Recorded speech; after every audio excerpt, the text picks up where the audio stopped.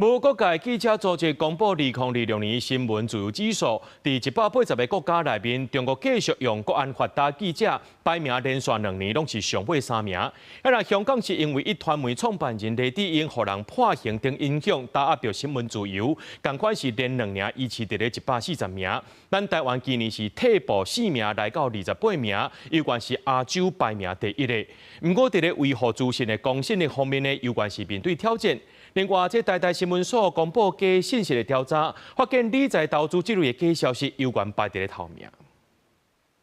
无国界记者组织发布2026年世界新闻自由指数，台湾排亚洲头名，全世界第28名，比去年退步4名。嘛发现台湾伫维护资讯公信力方面，当咧面对挑战。台新闻所拜四嘛发表2015年假信息认知调查，发现民众先接收到的是理财甲投资类的假信息，比例超过75%。第2名是政治类，数落来是编购资，嘛显示甲之相关的假信息威胁上大。当我们把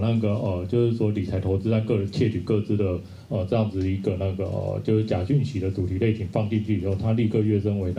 所有讯息的第1名这样子。另外，民众先接使用的 LINE 调查发现，群组规模大，国欠缺管理者，也是会转卡内容龙潮，讨论投资理财话题群组，都主要出现假信息。然后，相对于无特定主题的纯聊天，或者是这种生活优惠、养生保健群组来说的话，投资理财相关群组是